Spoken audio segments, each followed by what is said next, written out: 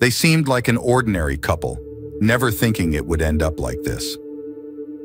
One day when they were taking Menena to school, she would get on the motorcycle and he would get on the back.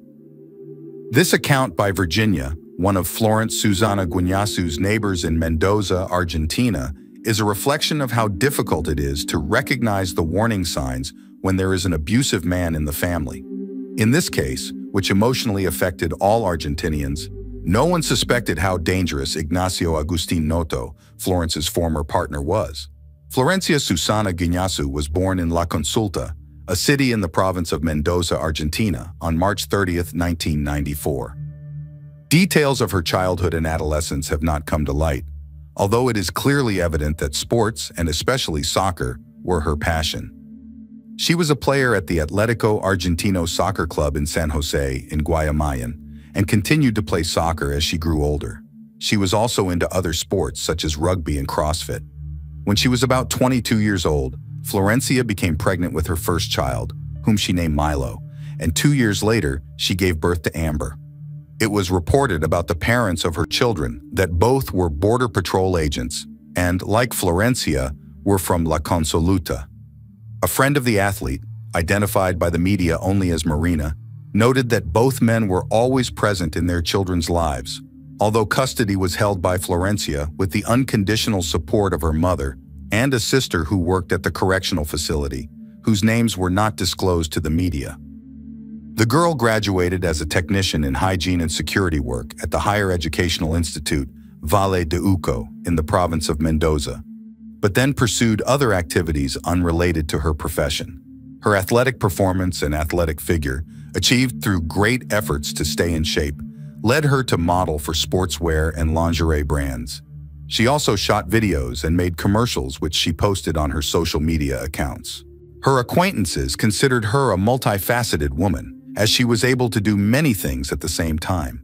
As we can already assume, she combined sports with motherhood, and everyone who knew her considered her an excellent mother.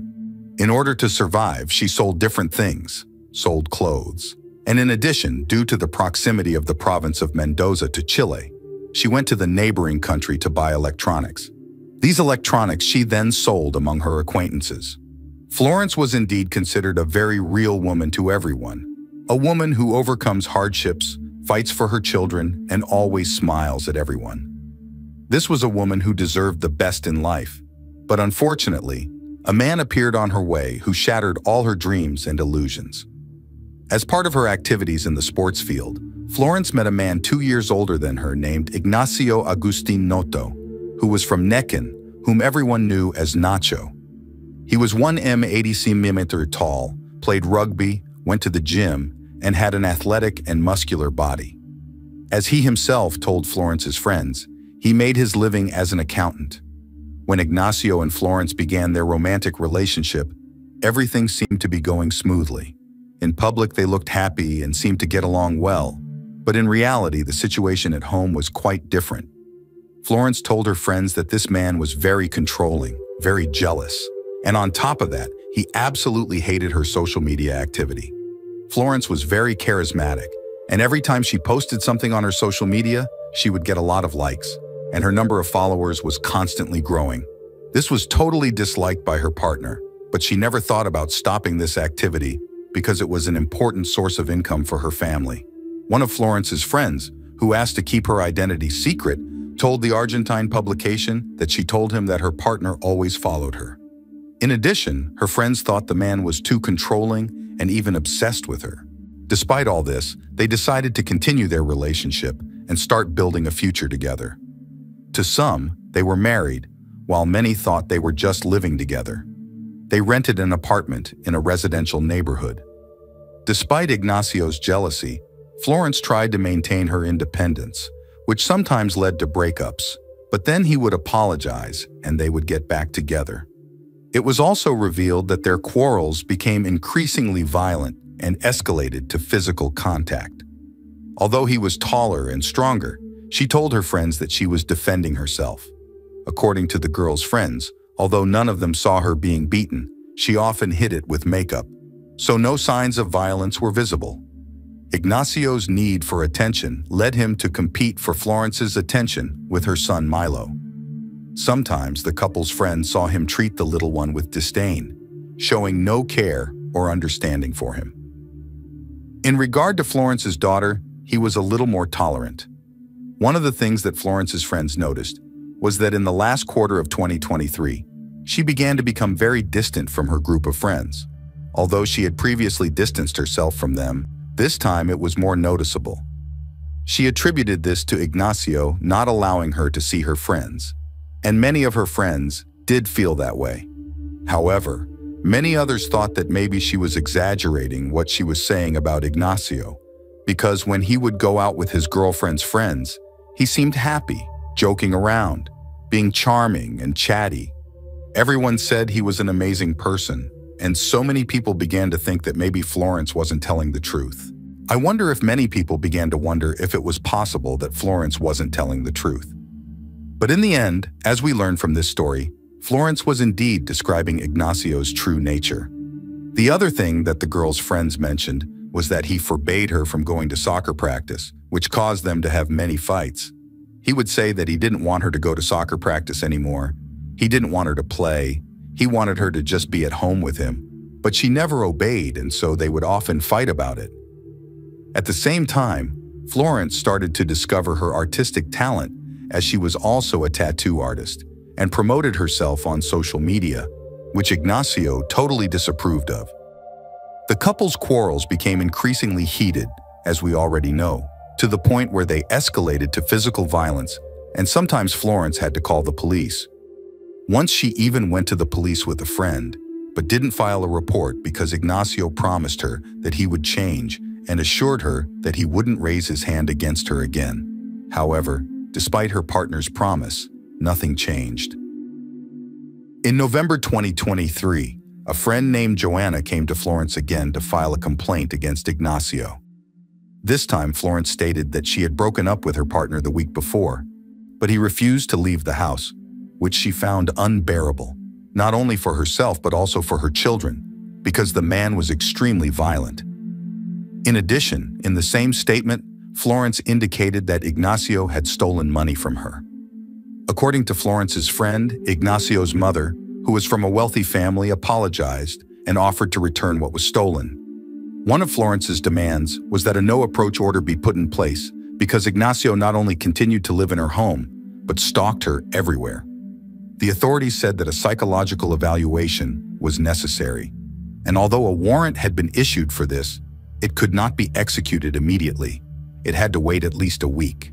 Unsatisfied with all the bureaucratic procedures, Florencia returned home, and her friend was with her the whole time. Florencia was called back a week later to have the situation assessed, and only then, with the results, could an approach ban be issued.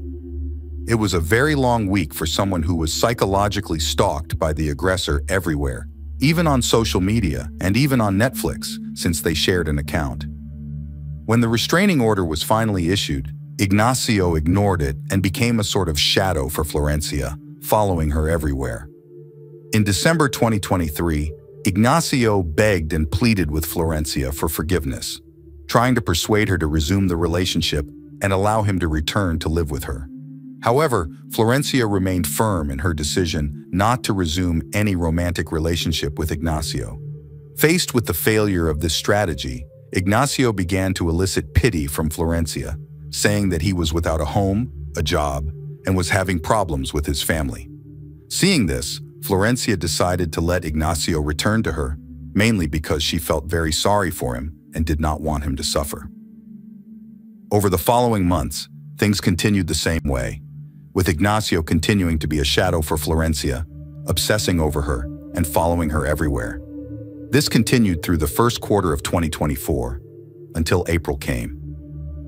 On April 5th, 2024, in the afternoon, Florencia's mother visited her home and then took her 5-year-old granddaughter to spend the weekend with her. Thus, Florencia stayed home with her oldest son, a 7-year-old boy who was an avid video game player. At midnight, Ignacio arrived at the apartment complex on his motorcycle, and an argument ensued due to his morbid jealousy. The situation escalated and he vented all his rage on Florencia, leaving her with blow marks all over her body. He also strangled her with his hands and only let her go when he was sure she was no longer breathing. He then wrote a note and taped it to the window so that any neighbor could read it. He then went to the closet, took a wire, tied it to the furniture and the other end to his neck, and hanged himself. At some point during the night, neighbors heard loud noises coming from the apartment, but it soon became quiet, and they did not pay much attention to it. However, around 4 p.m., one of the residents of the complex noticed a sign on the window of Florencia's apartment that read the following: "Call 911, children alone." This caused great concern, and he decided to go to the house. After ringing the doorbell, he was opened by Florencia's son, 7-year-old Milo. When asked about his parents, he said they were in their room and did not answer. He said he had been playing video games but was getting hungry. A neighbor immediately called 911 and police officers arrived on the scene. They began questioning Milo, who appeared to be the only person they could talk to who was in the house. He said the same thing he had already told the neighbor. His mother and Ignacio were in the room and not responding. The police approached the bedroom and found the door locked from the inside. After deciding to open the door, they were confronted with a horrible picture. Florencia was lying dead on the floor, her body bearing the marks of blows. In addition, there were bloodstains near her. Ignacio's body was also found with a noose around his neck. An investigation team was immediately called in, and the case was handed over to the 17th District Prosecutor, Gustavo Perello, who ordered the case to be activated for deaths in the context of family violence. Forensic investigators conducted an examination of the scene and also interviewed neighbors to find out how the family's life had been. Thus, the tragic end of a conflictual relationship became known.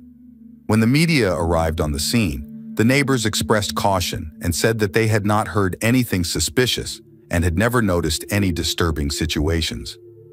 However, when the cameras and microphones were turned off, the neighbors began to give details about the relationship between Florencia and Ignacio. One neighbor reported that in November 2023, he caught her inside his home in a state of shock. He asked what had happened to her, and she said that her partner had beaten her and locked her in the bathroom. It also became known, according to information from the prosecutor's office, that an informational interview about Ignacio was conducted that time to find out what happened, but the case did not go any further due to lack of evidence. On Sunday, April 7th, the preliminary results of the forensic investigations became known. It was reported that although 30-year-old Florencia had many bruises all over her body, the cause of her death was mechanical asphyxiation. As for 32-year-old Ignacio, it was confirmed that he was the one who ended her life. In Mendoza, where Florencia was much loved, shock reigned. Those familiar with her condoled her passing, as she was an authority in the sport. Juliana Diaz, president of the Mendoza Provincial Women's Soccer League, said that she was a true athlete who went through several clubs in the league and was a favorite in all institutions. At the same time, users have been actively discussing on social media the ineffectiveness of the measures taken by the state's law enforcement agencies to ensure the well-being of women suffering from partner violence. Players of Club Atlético Argentino saw her off with a loving message addressed especially to her children Milo. The Gymnastics and Fencing Club, also from Mendoza, deeply regretted the woman's death and expressed condolences to the entire family. The feminist organization Vale Uco, which rejected what happened through social media, insisted on the need for the state to provide real, effective, and timely protection for all victims of gender-based violence, as this is the only way to avoid the tragic consequences mourned by the families. After receiving all these critiques, the Mendoza Criminal and Institutional Violence Investigative Unit issued a press release explaining that the only past they know of was in November 2023, when Florencia requested the proximity ban order. According to the prosecutor's office, from that time until the day of the offense, there were no notices of violation of the proximity ban issued after that clarification. The prosecutor's office indicated that the case was considered feminicide, but since the person responsible for the crime, Ignacio Agustin Noto, lost his life, the prosecution of the case was discontinued. In the same communication, the prosecutor's office said the custody of Florencia's children, ages 7 and 5, will be determined by a technical interdisciplinary committee known as ETI. But while the decision is being made, the children remain in the custody of their mother's family. The ETI must evaluate the social, economic, and emotional context that will be most favorable to the children. Once the evaluation is complete, the Family Justice Court will be asked to make a final custody determination. Argentine law provides that the children must be interviewed about who they would prefer to live with, and this opinion must be taken into account. However, beyond the legal aspects, the fact is that the death of Florencia Susana Guineasu condemned the two little ones to be raised without the care and love of their mother. It is a tragic situation shared by thousands of children in their country, according to the Argentine organizations House of Encounter and Observator Lucia Perez, published in 2023. In 15 years, more than 4,000 minors have been orphaned due to the death of their mothers in the context of gender-based violence, a frightening figure that reflects the seriousness of this scourge in the country.